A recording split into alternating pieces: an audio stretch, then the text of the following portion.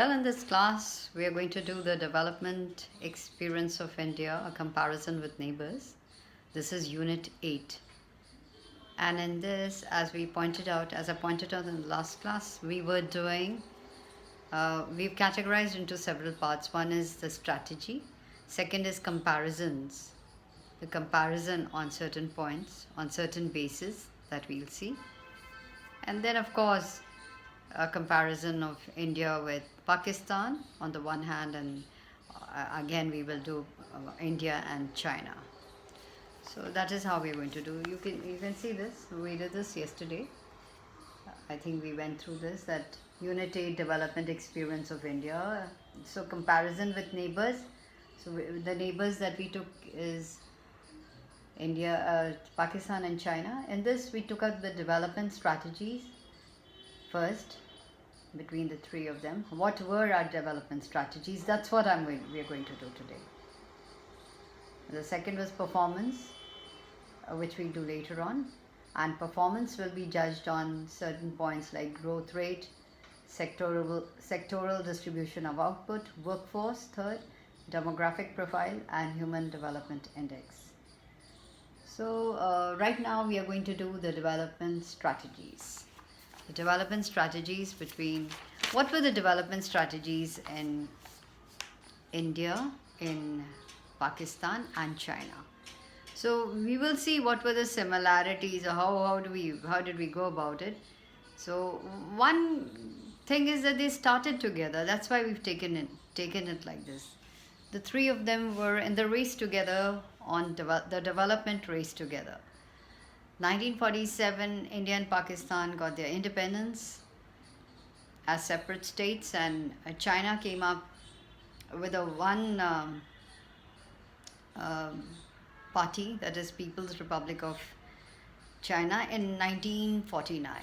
And from then on, that's how all of them went for planning in different years. Of course, India in 51, in 53 it was China, in 56 it was Pakistan, and then we have similar growth rates initially. So this is what, so for you to see. So this is what, so what is a strategy? Like, if you see what has been the strategy, what has been a development path. So we see that we will compare the development strategies pursued by India and the largest two of its neighboring economies, that is Pakistan and China. And India, Pakistan and China have more or less similar physical endowments, but of course totally different political systems. India has the largest democracy of the world, which is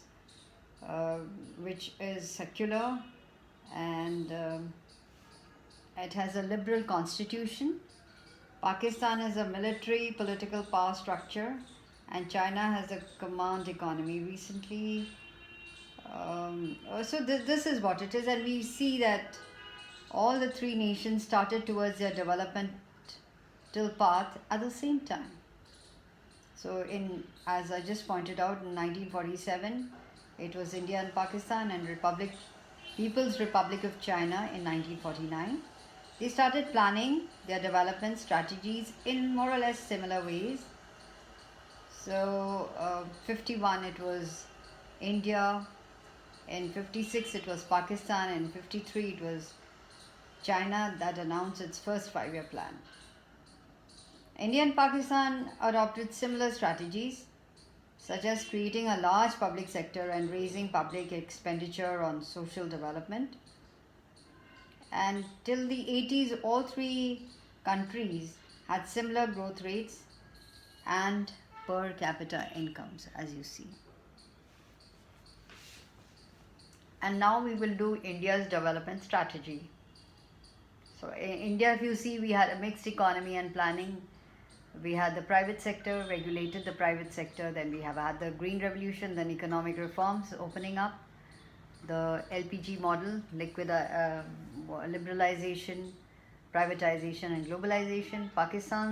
We will do Pakistan's development strategy too. That also is based on mixed economy, regulated policy framework.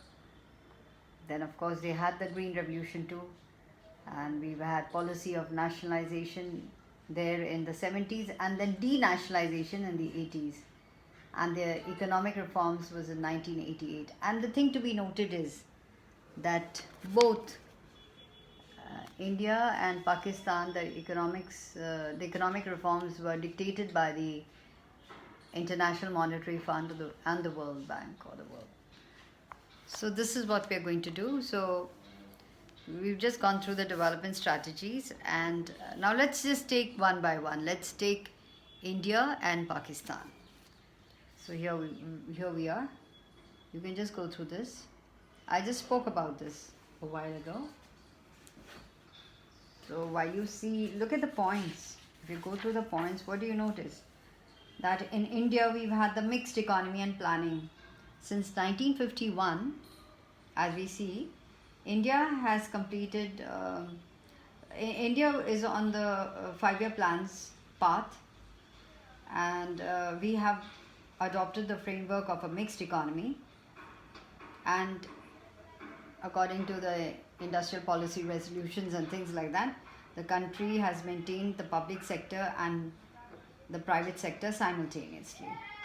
Then secondly, we have the regulation of the private sector. Before 1991, the public sector was more important than the private sector. It was predominant, especially in the strategic, in the important areas. And the private sector was controlled, restricted and regulated by the public sector.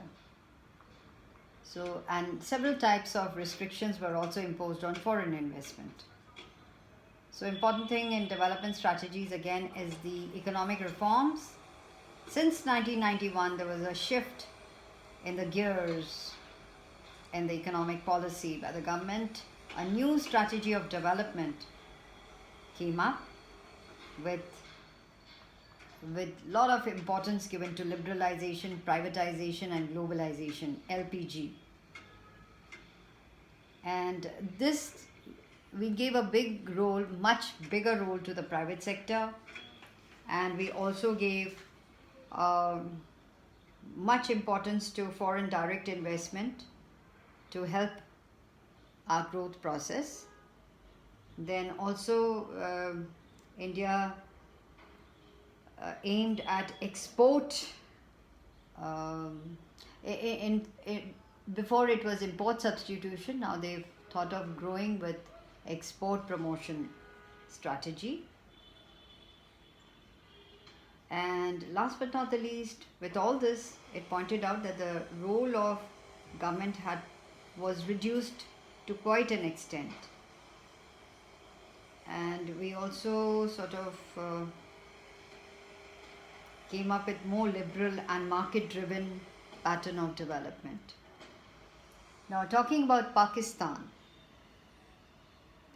development strategy, again they had the mixed economy, and they where the public and the private sectors exist side by side, and they started planning in 1956. They also had a regulated policy framework, that is in the late 50s and 60s. They adopted a lot of regulation in the country's industrialization. Like it granted tariff protection to domestic consumer goods industries, and it also imposed a lot of direct import controls. Then there was this Green Revolution also. This led to mechanization and increase in public investment in the infrastructure in select areas, which impacted or which led to the rise in the production of food grains. And this changed the agriculture scene quite drastically, quite a lot. Then we have this very interesting nationalization, policy of nationalization and denationalization.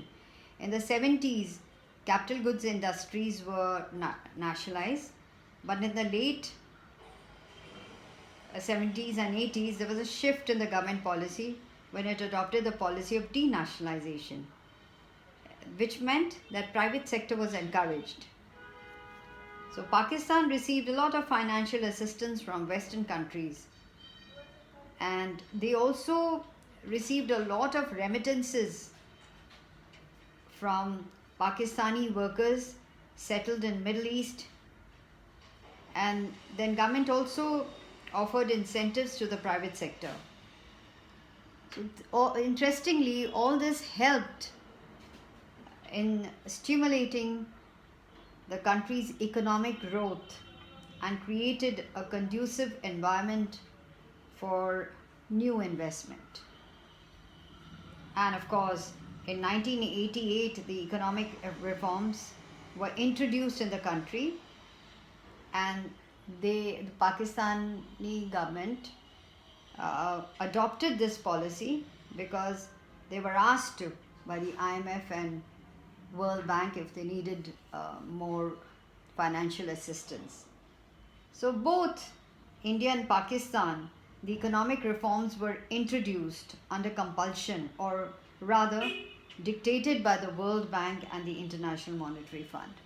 So that is a basic difference, and so we see a lot of similarities there. And next we will see China, structural China's development strategy in the next class.